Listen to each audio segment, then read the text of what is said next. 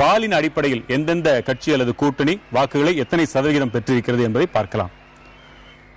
பாலின் அடிப்படையில் அதிமுக கூட்டணி ஆண்கள் 32.79%, பெண்கள் 48.67%. திமுக கூட்டணி 35.34, பெண்களில் 27.32. தேமுதிக கூட்டணி 10.92 ஆண்களில் 4.88 பெண்களில். பாமக 5.23 ஆண்களில் 3.41 பெண்களில். பாரதிய ஜனதா கூட்டணி 2.16 ஆண்களில், பெண்களில் 1.68. நாம் தமிழர் 2.68% ஆண்களில், 1.14% பெண்களில். இதைத் தொடர்ந்து வயது வாரியான முடிவுகளையும் நாம் பார்த்து விடலாம். 18 25 வயது வரை உள்ள இளைஞர்கள் என்ன கருதுகிறார்கள்? 26 35, 36 50, 51 65, 65 வயதிற்கு மேற்பட்ட பெரியவர்கள் என்று நாம் முடிவுகளை திரையில் பார்க்கிறோம். இதை நேயர்கள் உற்று நோக்கிக் கொண்டே இருக்கட்டும். நீங்க இதுல குறிப்பிடத்தகுந்தது என்னன்ற நீங்க சொல்லுங்க. அதாவது திமுக வந்து இந்த 18-25 ஏஜ் குரூப்ல வந்து ஏன் முன்னேறிச்சுன்னு பாத்தீங்கன்னா ஒரு சின்ன டிஃபரன்ஸ் தான் திமுகவுக்கும் அதிமுகவுக்கும். அதிமுக சமூக வலைதளங்கள்ல பாத்தீங்கன்னா ஒரு மாசம் முன்னால வரை ரொம்ப ஆக்டிவா இருந்தது. அதாவது இந்த 18-30 ஏஜ் குரூப்ல கிட்டத்தட்ட ஒரு 1.5 கோடி ஆளு இருக்காங்க. பேஸ்புக்ல இருக்கிறவங்களை மட்டும் ஏறத்தாழ 63 லட்சம் தமிழ்நாட்டில் இருக்காங்க. சோ இந்த குரூப்பை வந்து அதிமுக டார்கெட் பண்ணியே போயிட்டு இருந்தது ஏறத்தாழ ஒரு மாசத்துக்கு முன்னால வர. அதன் பிறகு என்ன ஆச்சுன்னா திமுக லேட் ஸ்டார்டர் அந்த இளையத்துல. அப்புறம் திமுக அதுல கணிசமான ரிசோர்ஸ் பயன்படுத்தி அவங்க வந்து அதுல ஒரு பெரிய ஒரு போக்கஸே பண்ணாங்க ஒரு 2 மாசமா. அதனுடைய விளைவாகத்தான் இந்த 18-25 ஏஜ் குரூப்ல திமுக முன்னால வந்திருக்கு. அதாவது இந்த ஜெனரேஷன் எப்படின்னு பாத்தீங்கன்னா காலையில எழுந்த உடனே ஸ்மார்ட் போன் எடுத்து பாக்குறான், வாட்ஸ்அப்ல என்ன மெசேஜ் வந்திருக்குன்னு பாக்குறான், பேஸ்புக்ல என்ன யார் போட்டிருக்கான்னு பாக்குறான், எனக்கு எவ்வளவு லைக்ஸ் பாக்குறான், இதான் பாத்துட்டு இருக்கான். அதனாலதான் சில நேரங்களில் இணையதளங்கள்ல சில சர்வே எடுத்தோம்னா முடிவுகள் ஆமா நம்ம வியப்பின் உச்சிக்கு போற மாதிரி. நிச்சயமாக. அதே மாதிரி பாத்தீங்கன்னா இந்த கடைசியில 65+ ஏஜ் குரூப்ல வந்து அதெல்லாம் இன்னொரு ஜெனரேஷன் தாண்டி வந்தவர்கள், திமுகவிலேயே நிறைய பேர் இருந்து வந்தவர்கள், திமுகவினுடைய அதிமுகவினுடைய வளர்ச்சியை பார்த்து வந்தவர்கள். அது ரொம்ப குறிப்பாக பாத்தீங்கன்னா அது என்னென்ன சோசியல் ஜஸ்டிஸ் மூவ்மெண்ட் ஆனாலும் சரி, என்ன மூவ்மெண்ட் ஆனாலும் சரி, அதெல்லாம் ஒப்பிட்டு பார்க்கும்போது நிச்சயமாக திமுகவுக்கு தான் ஒரு முன்தூக்கம் இருக்கு. ஆனா அவ்வளவு ஸ்கீம்ஸ் அவங்க தான் பண்ணியிருக்காங்க.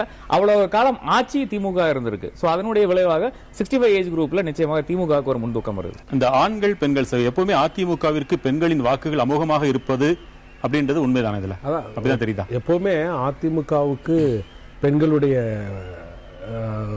தெரிவு அதிமுக தெரிவு செஞ்சிருக்கிறாங்க. இதுக்கு முன்னாடி வந்து எம்ஜிஆர்ங்கிற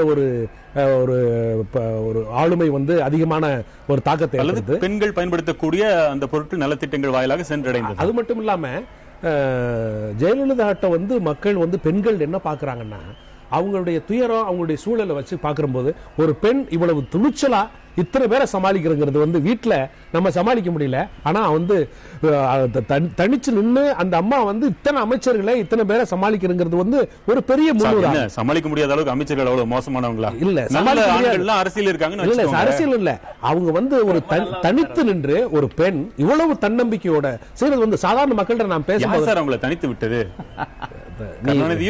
யார் தனித்து விட்டது? படை பலம் அதெல்லாம் நான் வந்து தனிப்பட்ட வாழ்வை பற்றி சொல்லல, தனிப்பட்ட லைஃப் பத்தி நான் பேசல. ஆனா வந்து ஒரு முன்னுதாரணமாக ஒரு சிம்பலா எப்பவுமே மக்கள்கிட்ட வந்து நம்ம செய்ய முடியாத ஒருத்தவங்க செஞ்சாங்கன்னா அதுல ஒரு கவர்ச்சி இருக்கும்.